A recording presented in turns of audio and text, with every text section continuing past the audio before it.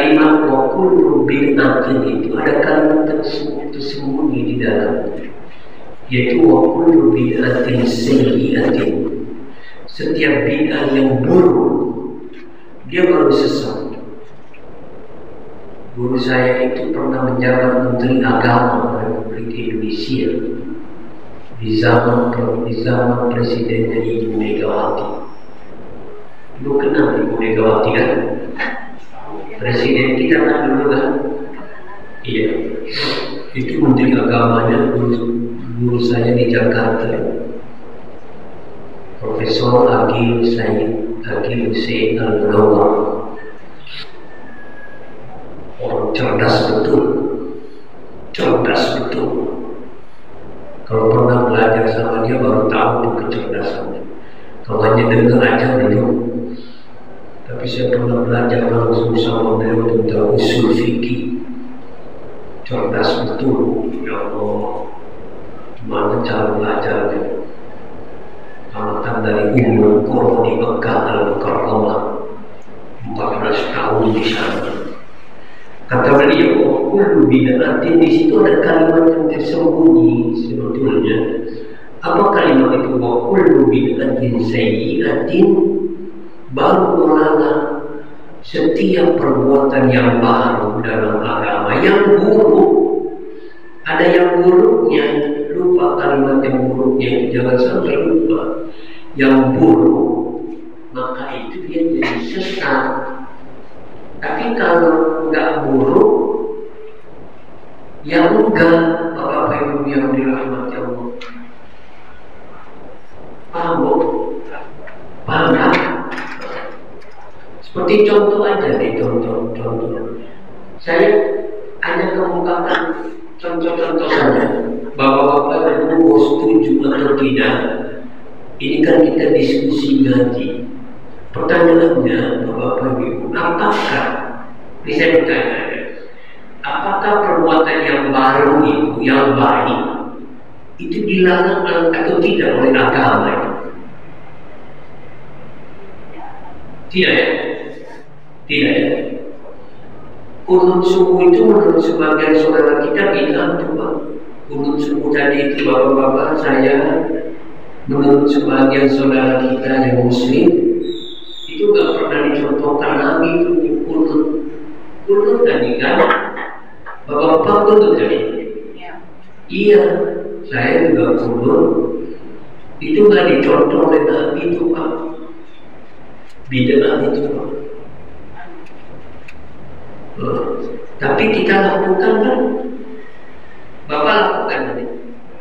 Iya, boleh. Boleh, karena itu baik. Saya termasuk yang begitu. Tapi kalau bagi saudara-saudara kita yang berpendapat itu tidak baik, oh itu bid'ah. Nggak apa-apa, biasa aja Pak. Biasa aja. Jangan takut, itu biasa aja. Dia berbeda nggak apa-apa. Yang baru-baru dalam agama itu bilang nggak apa-apa. Kata dia bilang ya sudah. Kata kita enggak. Itu aja Pak. Jangan bertengkar. Kata dia, oh kita sesat.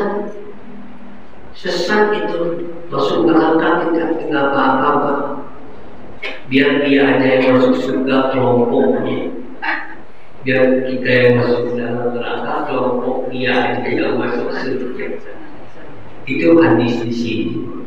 Karena kalau saya menganut paham, kalau saya selama itu baik, tidak menyalahi aturan agama, walaupun tidak dicontohkan oleh Nabi, maka itu boleh.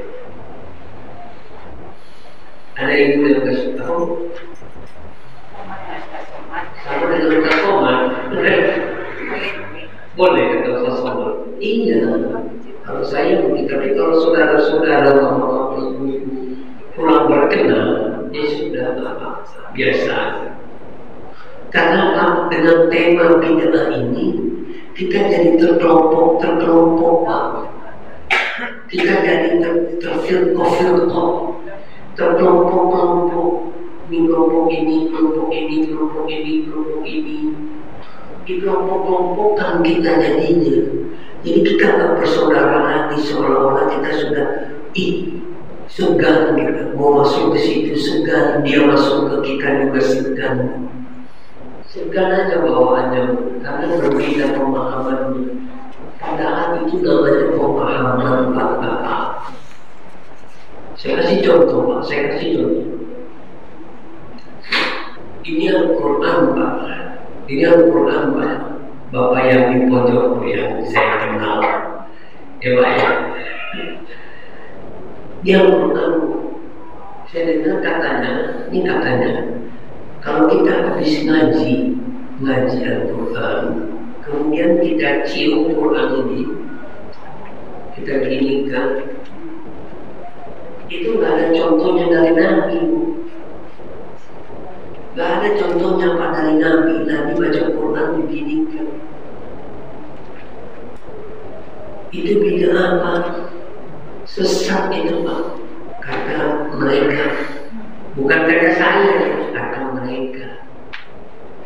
Pertanyaannya Bu, Ibu habis ngaji, ini dicium gak Qurannya? Enggak. Kok nggak pernah dicium gak? Bapak-bapak kalau ngaji Qurannya dicium habis ngaji. Kadang-kadang enggak. Kenapa Bapak cium? Suka? Anggap mulia. Mulia kan? Oke. Menghormati, betul. Semuanya betul. Boleh nggak? Boleh. Kalau kata teman kita nggak boleh, karena nggak dicontoh oleh Nabi. Ya sudah, nggak apa-apa. Kalau dia bilang nggak boleh, coba tanya itu Pak. Tanya sama kalau ada tetangga Bapak, jemaah Bapak, kawan Bapak bilang, nggak ada itu Nabi contohkan cium Quran habis ngaji itu. Panggil dia Pak, sini kita diskusi. Apa diskusinya? Tanya sama dia. Al-Quran ini kapan dibukukan Pak? Khalifah. Zaman Khalifah. Iya, di zaman Nabi sudah dibukukan Pak. Belum. Betul, belum. Makanya Nabi nggak menciumnya. Orang belum dibukukan kok Qurannya. Gimana? Qurannya belum dibukukan Pak. Saya yakin 100% kalau Quran sudah dibukukan di zaman Nabi, pasti Nabi menciumnya. Betul, pasti itu saya yakin betul. Jadi Bapak Ibu yang dirahmati Allah, sudahlah, kita tidak usah berdebat panjang lebar. Karena Nabi bilang begitu, siapa yang berbuat sesuatu yang baru dalam agama, dia tertolak. Iya betul, tapi yang buruk, yang nambah-nambah subuh jadi 3, itu yang nggak boleh. Subuh jadi 3 itu nggak ada apapun mazhab yang membolehkan. Betul? Iya. Karena Bapak Ibu yang dirahmati Allah, dalam ilmu Islam itu Pak, kan banyak alat bantunya. Ada Quran, ada Sunnah, ada usul fikih Pak. Usul fikih itu ilmu Islam itu Pak, usul fikih. Siapa yang meletakkan usul fikih itu? Siapa ulama yang pertama kali meletakkan dasar usul fikih untuk menghasilkan hukum? Siapa Bu? Imam Syafi'i Pak. Imam Syafi'i itulah imam yang ketiga dalam mazhab kita yang keempat yang meletakkan dasar fondasi usul fikih. Kalau nggak bisa menghasilkan hukum dong. Wangi yang itu agak susah gajinya ya. Enggak, supaya kita jelas gitu Pak. Contoh, apakah kata jangan itu sudah?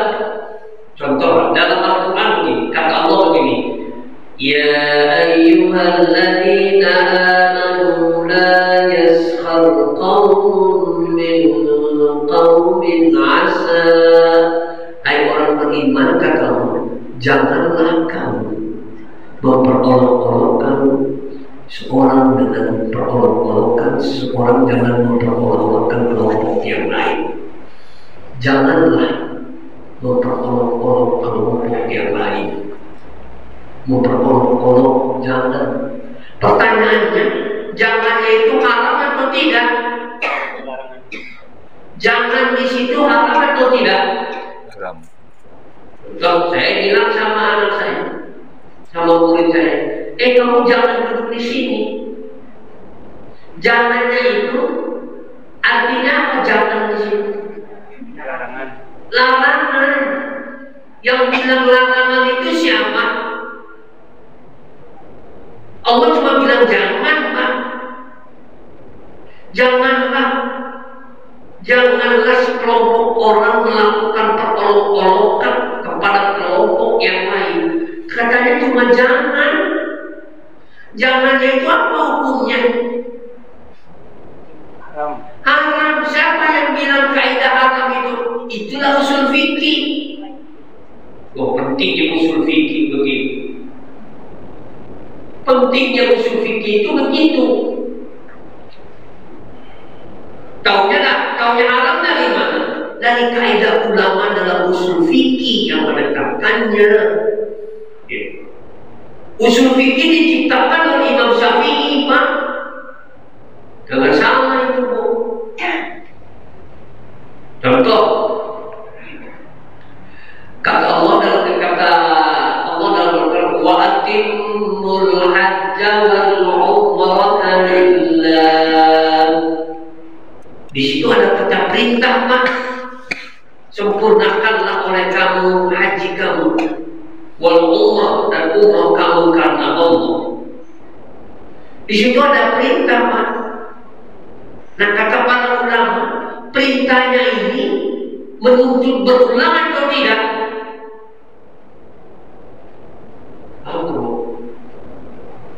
Contoh bahasa Indonesia nya. Kamu nanti ke rumah saya ya. Perintahnya itu menuntut berulang atau tidak? Berulang. Berarti kalau berulang haji kita boleh berkali-kali. Kalau menuntut berulang, kata para ulama, perintah di situ tidak menuntut untuk berulang, cukup sekali, Pak. Itulah usul fikih pentingnya. Gitu. Mungkin saudara-saudara kita tidak pakai usul fikih, tapi kita pakai usul fikih. Saya pakai usul fikih. Perintah di situ menuntut berulang atau tidak? Tidak. Kata para ulama, al-amru la yaqtadi takrar. Perintah di situ tidak menuntut berulang. Jadi haji itu sekali aja. Ustaz, kalau hajinya 4 kali 5 kali boleh nggak? Boleh, Pak. Boleh. Tapi 1 kali, Pak. Bu, Pak. Hari Rabu kemarin saya ngaji di Sumetan. Ibu tahu Sumetan? Tahu kan? Tentang di dalam yang banyak ikannya. Tahu? Nah, kebetulan Pak, di situ saya bahas tentang ayat itu. Yang saya kasih contoh umrah yang berkali-kali. Umrah, tapi berkali-kali, Pak. Setahun itu bisa 3 kali. Ada yang udah 10 kali. Boleh nggak umrah 10 kali? Boleh, nanti duit. Hah? Boleh. Kenapa uangnya nggak dikasih kepada guru-guru MDA, Pak? Coba, dia udah 10 kali. Umrah udah 10 kali, yang ke-10-nya coba uangnya datang ke Masjid Capital ini. Kasih guru MDA, kasih dia, biar gajinya nggak 200.000 dong.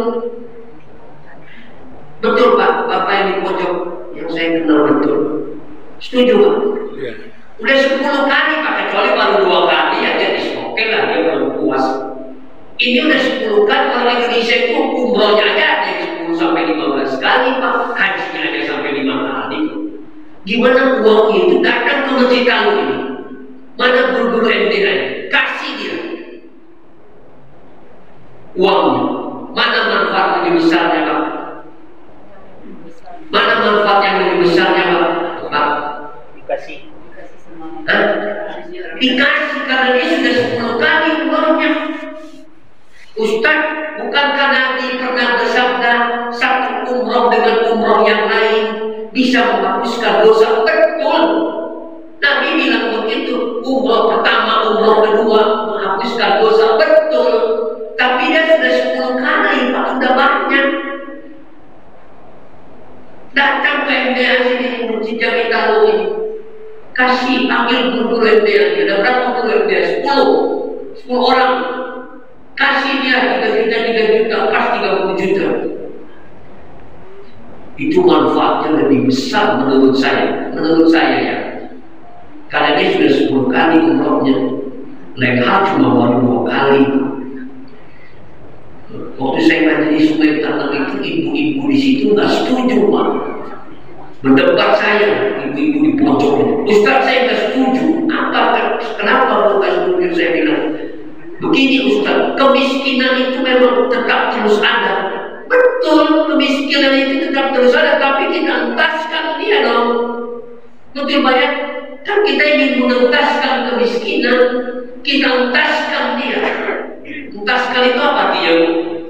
Merantas. Betul Pak, kita berantas dia, kita entaskan dia. Baru kata ya saya kurang setuju sama pendapat Pak Ustaz. Ibu-ibu duduk di pojok. Saya bilang gak apa-apa, bukan setuju sama saya, gak apa-apa, biasa aja. Berbeda itu biasa, tapi saya mengemukakan fakta. Karena gak semua dalam agama itu yang baru-baru itu jadi bid'ah. Haji dari 5 kali, umrah berkali-kali, setahun bisa 3 kali umrah. Sedang pun bisa 3 kali umrah Pak. Kalau orang kaya, datanglah ke Masjid Jami Tahu ini, kasih guru-guru itu lagi. Setuju Pak ya? Setuju ya Bapak yang diikuti itu. Oke, Bapak Ibu yang dirahmati Allah. Jadi ibu-ibu bapak, kalau ada pesan saya yang membid'ah-bid'ahkan amalan kita, oh bid'ah dari contoh Nabi, nggak apa-apa, biarin,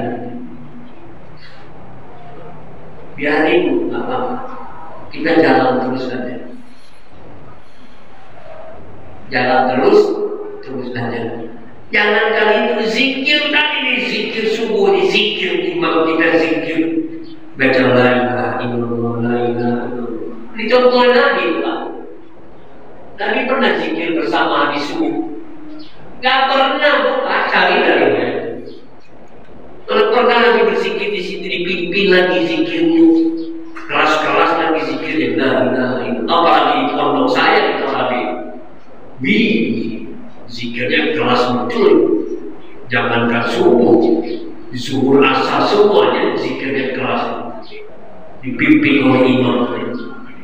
La ilaha illallah, santri-santri semua berzikir. Dan contoh Nabi itu mana contoh Nabi? Tapi Ki Ibrahim Musa, ya Pak ya, Bapak Ibu pojok, Pak Ibrahim Musa itu mengajarkan itu, Ki Ibrahim Musa, Kiai Ibrahim Musa di Canggu, Madrasah Tarbiyah Islamiyah Canggu, semua baca juga. Nggak ada bedanya sama para itu, semuanya sama. Jadi Bapak Ibu yang dirahmati Allah, dari hadis ini tertolak itu. Yang kalau saya memahaminya, kalau nggak ada dalil dalam perbuatan yang kita lakukan dalam ibadah yang makhluk, zuhur jadi 5, nggak boleh.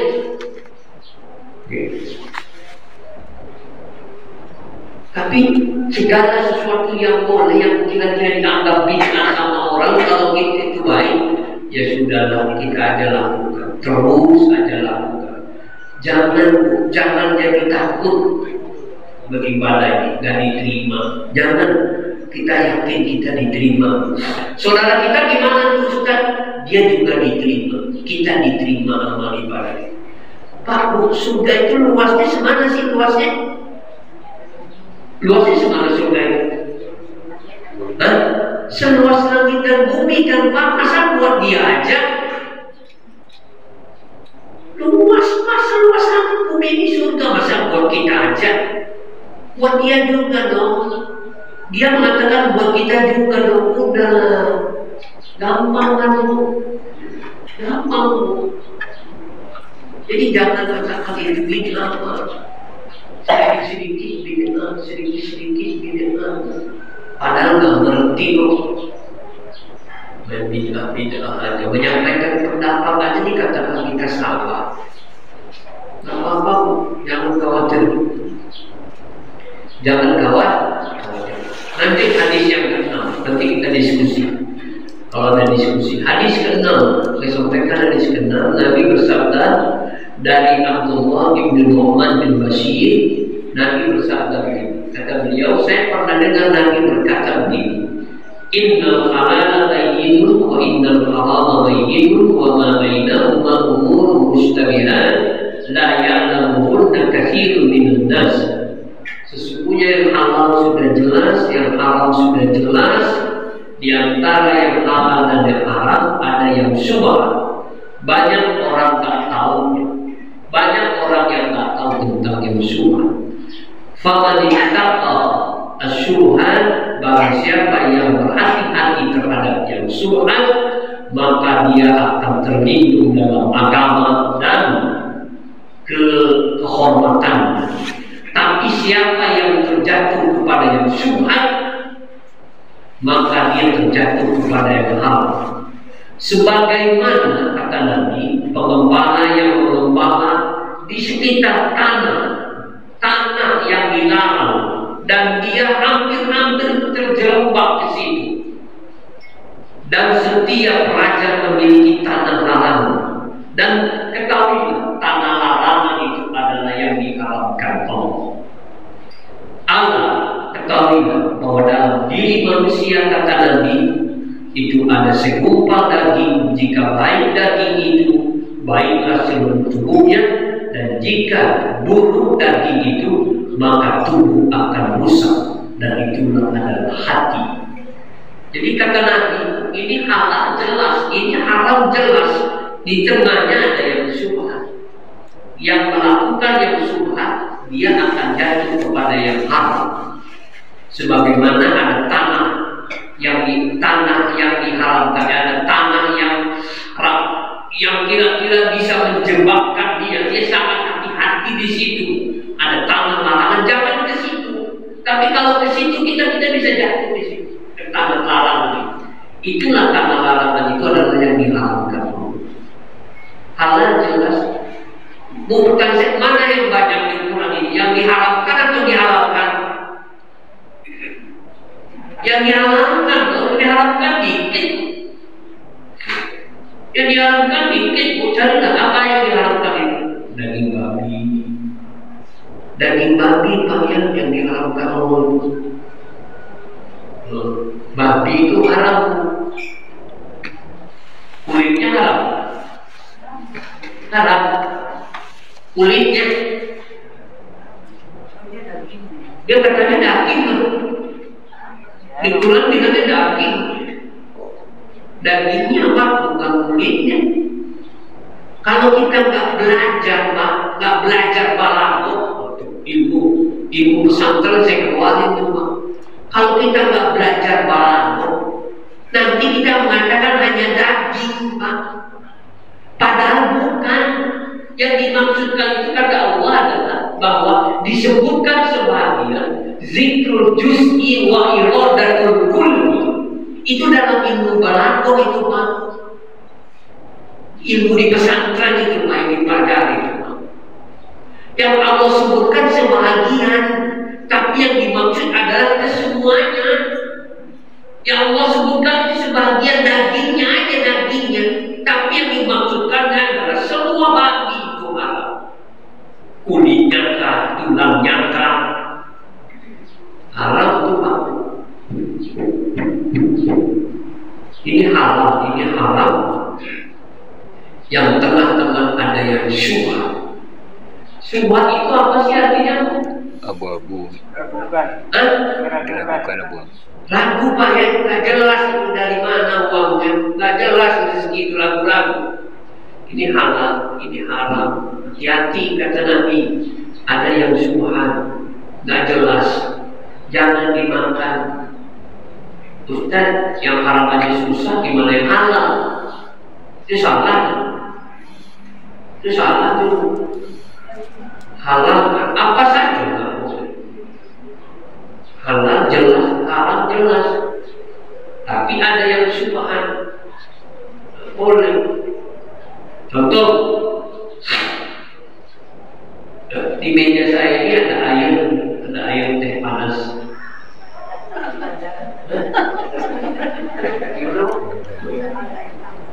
Belum datang. Saya juga bilang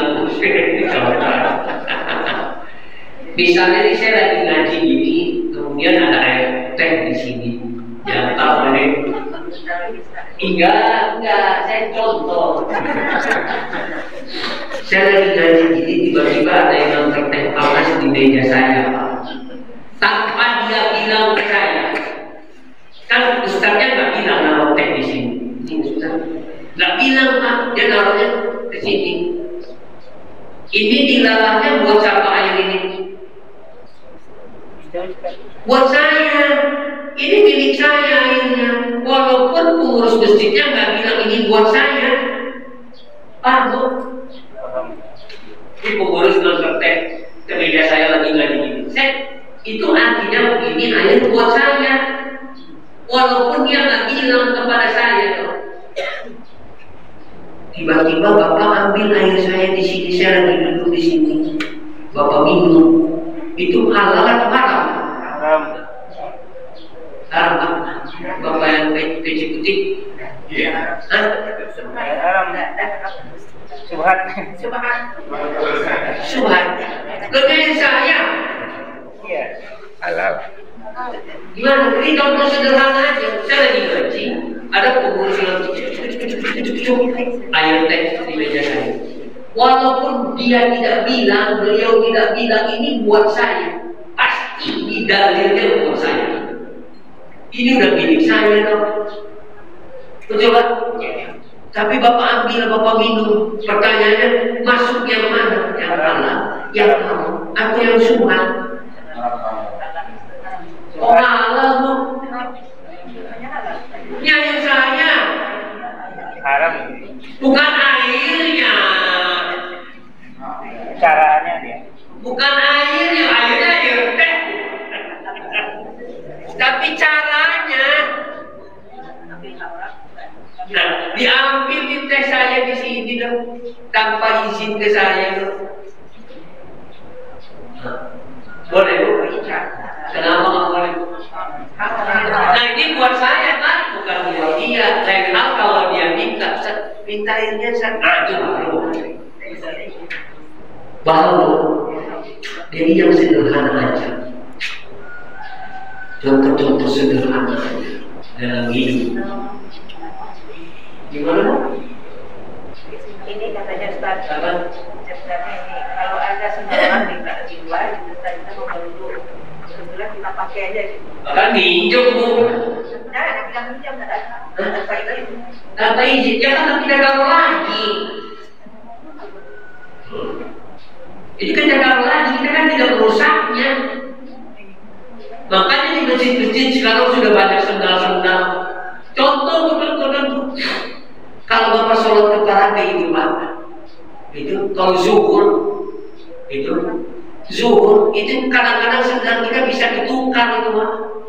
Wajar anaknya banyak ribuan ya Allah. Ketukar biasa Pak. Kita mau sholat saya pinjam dulu sendal. Saya kalau sholat di Parabi itu kalau sholat asar, contoh, habis ngajar mau sholat asar, kan pakai sepatu kita mau wudhu, ada sendal anak-anak pondok pinjam dulu sebentar, wudhu kan taruh lagi. Gitu. Masa haram sih? Kemarin ada Ustaz yang pendapat begitu. Ada kemarin tuh penyampaian Ustaz begitu. Kalau tak pinjam haram wudhunya. Orang bilang gitu. Ya nggak apa-apa. Ya pendapat dia. Ya pendapat beliau kalau saya kan pinjam kecuali mau pulang. Kalau kata Pak Jemaah kita ada Ustaz yang bilang haram, ya udah nggak apa-apa. Dan pendapat beliau, tapi pendapat saya kan minjem sebentar, Pak, sampai 5 menit nggak wudhu. Minjem sebentar, kita kan dalam pakai sepatu. Masa kita wudhu pakai sepatu? Gimana kos kaki kita basah kan kos kaki kita? Kita nggak mau sendal. Iya, tapi kan insya Allah dimaafkan kalau begitu, ya Allah. Kan? Dan yakin, Pak. Kalau saya begitu yakin, masa sih sekedar sendalnya pasti dia izinkan itu. Tapi kalau ini air diambil diminum di depan saya, airnya jadi kurang. Tapi kalau ada ustaz kita yang bilang haram itu, ya udah nggak apa-apa. Bapak mau ikut yang mana? Itu aja. Mau ikut beliau boleh, mau ikut saya boleh. Boleh aja. Karena kamu kan nggak susah, Pak. Agama ini mudah, Pak. Dia jadi susah karena kita susah-susahin. Itu aja prinsip. Kalau saya yang halal dan haram itu jelas, Bu. Waktu saya khutbah Jumat di Baringga, tahu Baringga mana? Di mana? Iya, saya khutbah Jumat di sana di Baringga. Hari Jumat sendal saya hilang. Sendal saya hilang, berada sendal saya. Baru saya bilang sama pengurus, Ustaz, sendal saya hilang. Oh iya, udah saya beli sendal baru. Alhamdulillah, dibelikan sendal baru. Pertanyaan, kalau saya habis Jumat hilang sendal saya, kemudian pengurus yang nggak ada, kemudian saya lihat di dalam sudah nggak ada orang haji, di dalam udah nggak ada orang, di luar ada beberapa sendal yang nggak terpakai, boleh nggak saya pakai? Enggak, jadi pulang ini kalau saya. Masa saya mau pakai sendal pulang gimana? Naik motor panas kaki saya. Saya yakin kan, sepi, nggak ada orang. Kalau ada orang kita ragu tuh, ini sendal dia nih. Nggak ada orang, langang, bahasa Minang. Nggak ada orang ya. Kebetulan ada beberapa sendal sedikit di luar itu pakai sendalnya, saya nggak ada orang lagi nih. Yakin nggak ada orang lagi nih, sepi tuh. Saya hilang sendalnya. Terus saya pakai dulu sendal yang ini. Betul, Pak. Oh iya, Bapak. Gak setuju, Pak? Kalau Mas setuju, Pak. Nanti dikembalikan lagi. Tentu iya. Betul, Bapak itu. Yang nyuting saya, yang merekam saya. Kata Bapak itu betul, pakai dulu. Nanti waktu saya khutbah lagi di sana, saya bawa, saya taruh lagi di situ. Itu benar, Pak. Good, Pak. Good, bagus, Pak. Itu baru benar. Bawa lagi nanti waktu khutbah Jumat. Selanjutnya kalau saya kembali lagi. Itu sederhana. Yakinkanlah bahwa dalam Islam ada pertanyaan, Bu. Etikanya, Ustaz. Etika jangan ngambil aja, Ustaz. Ya, Bu, orangnya nggak ada, Bu. Kecuali ada orangnya. Kalau ada orang di dalam, saya kasih bilang, Pak, ini sendal apa? Ini sendal apa pakai di luar ini? Oh bukan, kan enak. Tapi orangnya udah nggak ada. Orangnya nggak ada lagi di masjid. Ketukar, Pak. Ketukar. Kalau menurut saya tidak, Ustaz. Pulang lagi itu dah. Pulang dengan kecelakaan saya pulang. Oh gitu. Saya pernah melakukan begitu di Istiqlal, sepatu saya hilang dan saya pulang aja. Nggak ada sepatu lagi di sini. Ikhlas itu Ustaz. Iya, itu betul Pak. Berarti Ustaz tidak ikhlas dengan mungkin yang diucapkan yang pertama tadi bahwa saya digantikan dengan sendal yang baru oleh orang itu ya waktu Ustaz Waktu itu ya. digantikan itu rezekinya Ustaz saat itu ya kan. Iya. Karena Ustaz memakai sendal orang lain. Enggak, saya belum pernah pakai di Balingka itu dulu. Iya. Dengan contoh, waktu saya di Balingka itu dibeli sendal pengurusnya, alhamdulillah. Ini saya contoh aja, seandainya nanti suatu saat saya di Balingka itu nggak ada lagi orang di dalamnya. Ini andai-andai aja, nggak ada orang di dalamnya. Saya dijumakan, pengurusnya sudah pada pulang. Mesinnya udah ditutup, pas sampai keluar sendal saya nggak ada. Yang ada cuma ada 4. Ini sendal siapa nih? Kalau saya pakai lagi dengan niat mengembalikan lagi waktu khutbah kedua, boleh? Boleh, kan begitu maksud saya. Memang harus dikembalikan. Tentu iya, Bang. Nanti saya kembalikan waktu saya khutbah lagi di sini. Bukan buat saya. Itu salah tuh. Bapak jangan salah dengar ya. Jangan salah dengar nantinya. Kalau saya susah boleh ambil aja. Jangan. Ambil nanti waktu ke situ balikin lagi. Kan begitu dong. Jangan salah dengar ya Pak. Jangan salah dengar. Nanti khawatir salah memahaminya. Pinjam dulu, nanti kita kembalikan. Gitu. Bukan buat kita selamanya lah. Pinjamnya dari siapa Ustaz? Ya orangnya nggak ada, mau pinjam ke siapa? Ya, tentu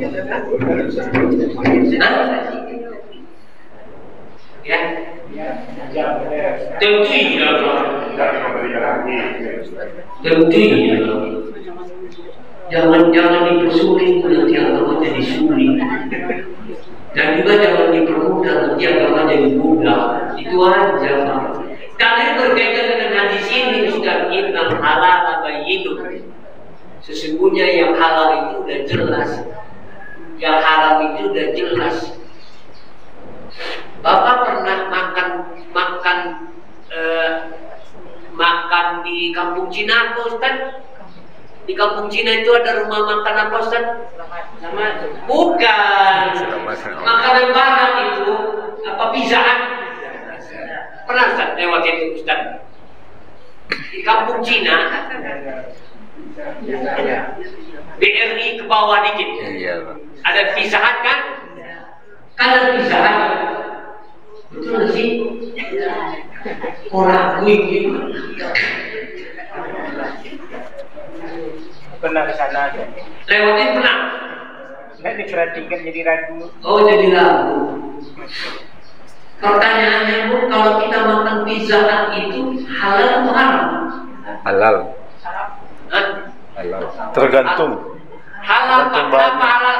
Karena udah izin MUI kan. Betul Pak. Udah ada izin. Tuh dia Bapak itu. Betul Pak. Karena ini katanya juga ada fatwa majelis ulama itu halal. Apa yang ragu lagi? Kan sudah ada labelisasi halal dari Badan POM Majelis Ulama Indonesia. Hah? Dengar dulu, jangan Amerikanya. Tergantung bahannya. Iya Pak. Makannya hukum asal makannya boleh, kita makannya sudah dapat MUI. Kan sudah ada di labelnya di Majelis Ulama Indonesia. Halal Pak. Oh Ustaz, saya nggak mau makan di situ karena di situ kerjasama Israel. Itulah yang halal. Yang nggak apa-apa, nggak usah makan. Ini nggak usah. Tapi kalau ada orang yang mau makan, jangan katakan itu haram. Etikanya jangan. Karena itu produk Israel, itu aja. Ya Ustaz ya. Iya. Kayak saya galon di rumah saya, aku apa? Sebelum agresi Israel itu ke Palestina, saya kalau habis isi ulangnya aqua 20.000 Pak. Tapi semenjak agresi itu bahwa aqua itu ada afiliasi ke sana, makanya saya nggak beli lagi aqua. Walaupun galonnya aqua, isinya isi yang 5.000 Pak. Ustaz, semenjak itu saya nggak mau lagi. Karena itu ada kerjasama sama Israel. sehingga saya cuma beli yang 5.000 isi ulang untuk di jalan gitu. Paham Pak?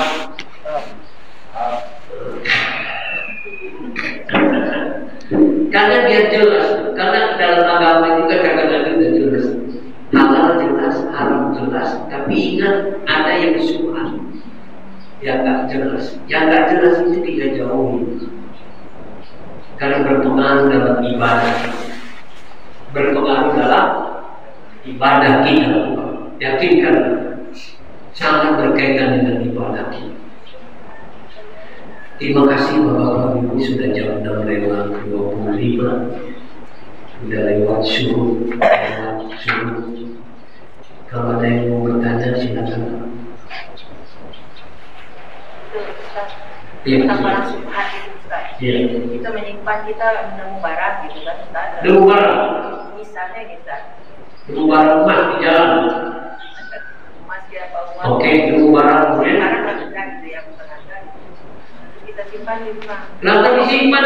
Karena pemiliknya nggak tahu Ustaz. Umumin dulu Ibu Saji. Bapak keluar dari sini ketemu emas di depan situ, satu emas. Bapak simpan sendiri, jangan. Umumkan di masjid kata Nabi selama setahun. Diumumkan selama setahun, bukan sebulan umumnya kata Nabi, setahun. Jangan ibu simpan sendiri. Nanti orang nggak tahu kehilangannya. Ada jam tangan diumumin di masjid. Hari ini ada jam tangan di toilet, mereknya ini bla bla bla bla bla. Silakan yang punya datang ke masjid Jami Talwa. Nggak ada yang datang. Minggu besok umumkan lagi sampai setahun. Kalau udah setahun silakan digunakan. Jangan disimpan dulu, nggak diumumi itu salah. Nanti kalau nggak diumumin lama-lama itu buat ibu sendiri kan, buat bapak sendiri. Jangan diumumin dulu kata Nabi. Barang itu boleh. Ya, Itu satu lagi Ustaz. Satu lagi. Kalau kita ada pinjam apa? Pinjam uang. Pinjam bukan barang gitu Ustaz. Terus apa lupa gitu. Kita pinjam itu siapa yang punya, orang yang punya juga lupa Ustaz. Kita simpan aja di rumah kita. Oh, ibu pinjam barang. Kita lupa gitu. Kenapa nggak dicatat waktu pinjam? Lupa kan Ustaz. Lupa ya kan dia. Makanya ajaran Islam kan kalau bapak harus dicatat, Pak. Betul Pak? Nikah aja dicatat, Pak, nikah. Pinjam Pak, saya pinjam barang ke Ustaz, pinjam Ustaz barang Ustaz. Saya lupa mencatatnya. Udah 5 tahun ini barang siapa ya?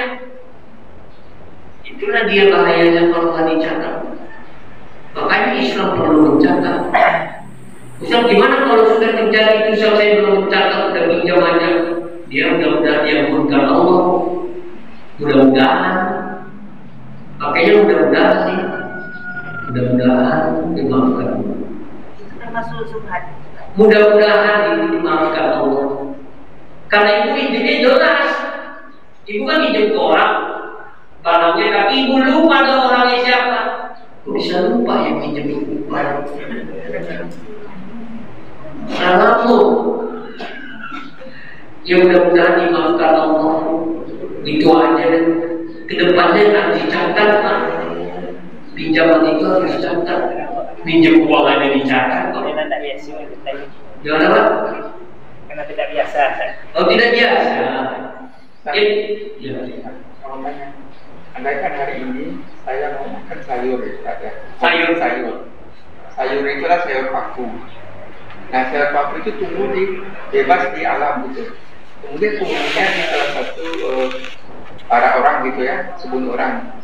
Kemudian saya ngambil, bagaimana menurut hukumnya Ustaz? Para siapa itu? Ya, jelas para orang lah gitu. Ya orangnya siapa? Saya tidak tahu karena di Sumbar ini kan setiap tanah itu tidak punya kaum gitu Ustaz. Menurut itu gimana Ustaz? Paku yang saya ambil, karena saya itu kan tidak ada pemiliknya. Pasti ada pemiliknya cuma Ya. nggak mungkin paku itu nggak ada pemiliknya. Bapak ambil aja nggak izin. Nggak izin dong ngambil pakunya itu. Enggak. Kalau enggak ya nggak boleh, Pak. Itu bos orang. Hah? Bos sendiri. Bisa buku sendiri. Tanah nggak dirawat, bos kan? Hah? Tanah yang tidak dirawat. Tapi kan ada yang punya.